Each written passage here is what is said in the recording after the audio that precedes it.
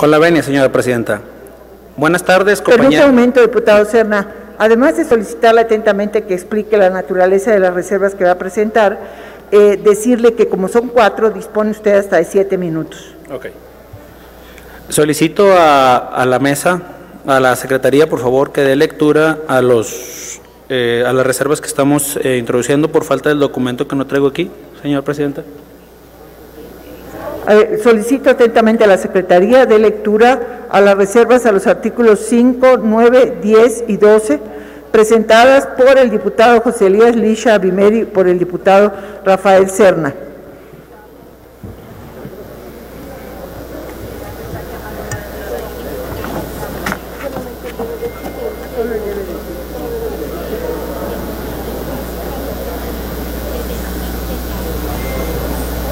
Propuesta de modificación. Artículo 5. Para efectos de esta ley se entenderá por 1. Acuerdo por la expresión libre y común de la voluntad de las partes respecto de la medida consultada.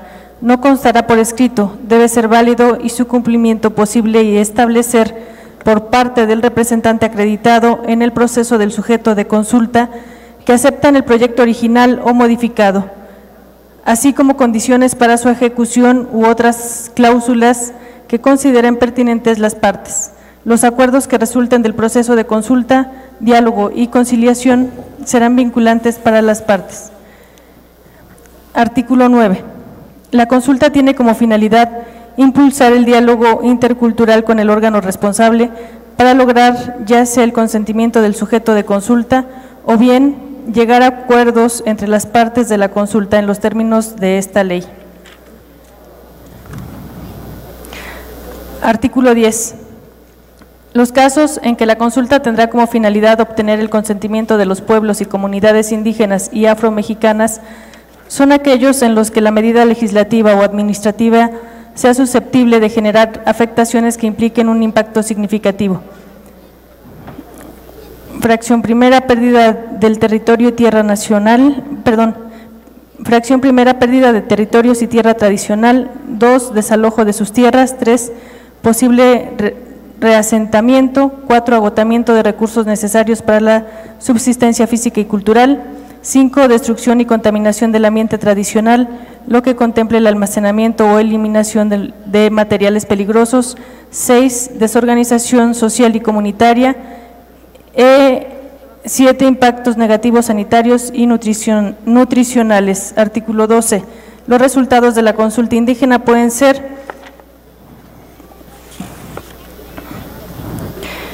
la fracción segunda cambia solamente 2 palabras y quedaría de la siguiente manera: aceptación con condiciones. En este caso, el sujeto consultado establece mediante acuerdos las condiciones y salvaguardas en las que la medida se llevará a cabo para garantizar sus derechos, incluyendo medidas de reparación, indemnización o mitigación y una distribución justa y equitativa de los beneficios. Fracción tercera, no aceptación con posibilidad de presentar otra opción o modificaciones a la misma. En este caso, no obstante, la no aceptación de la medida propuesta. El sujeto consultado deja abierta la posibilidad de explorar otras opciones para la realización de una medida similar, misma que sería nuevamente sometida a consulta. La fracción cuarta no tiene modificación y la fracción quinta quedaría de la siguiente manera: no aceptación lisa y llana, en cuyo caso el órgano responsable resolverá con total libertad sobre la implementación de las medidas consultadas. Únicamente será vinculante para el órgano responsable la no aceptación lisa y llana de la medida respecto de afectaciones que impliquen un impacto significativo, delimitadas en el artículo 10 de la presente ley. Es cuanto, señora presidenta. Muchas gracias, secretaria. Adelante, por favor, diputado Serna. Gracias. Buenas tardes, compañeras y compañeros legisladores. Subo a esta tribuna para presentar esta reserva al dictamen en materia de consulta indígena para reformar los artículos 5, fracción primera, 9, 10 y 12, para efectos de claridad y certidumbre jurídica del acuerdo, finalidad de la consulta y consentimiento y casos en los que se puede llegar a acuerdos entre las partes y se garantice su cumplimiento.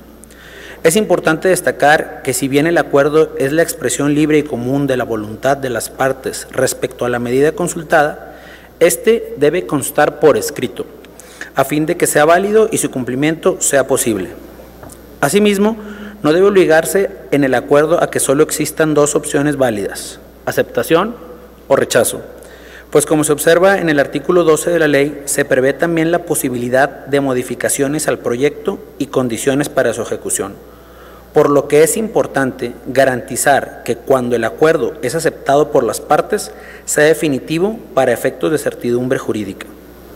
Respecto al artículo 9, debe considerarse que la finalidad de la consulta es generar un diálogo entre la autoridad y los pueblos y comunidades indígenas y afromexicanas para lograr ya sea el consentimiento de las medidas o impulsar sus modificaciones llegando a acuerdos. Por tanto, es importante considerar que cerrar la opción de este artículo 9 a que las consultas solo puedan tener finalidad obtener o no obtener el consentimiento implicaría un derecho de veto de particulares a las autoridades, siendo que ello solo aplica a los casos de excepción de afectación significativa que la Suprema Corte de Justicia ha resuelto, los cuales proponemos regularlos en el artículo 10. Sobre los artículos 10 y 12, se busca establecer los casos en los que se requiere el consentimiento y casos en los que se puede llegar a acuerdos entre las partes, conforme a lo que la Suprema Corte de Justicia de la Nación ha determinado que aún sin llegar a un acuerdo, el resultado de la consulta sí sería vinculante para las autoridades. Hablamos del consentimiento necesario. Es por ello que se propone retomar las causales de esa manera expresa en el artículo 10 de la ley para prever estos casos de excepción conforme lo ha determinado nuestro máximo Tribunal de Justicia.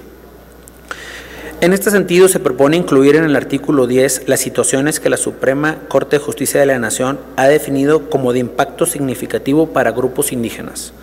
Finalmente, en el artículo 12, debe prever de manera independiente en las fracciones primera y quinta la aceptación lisa y llana y el rechazo liso y llano, pues este último dependerá de las causales previstas en el artículo 10.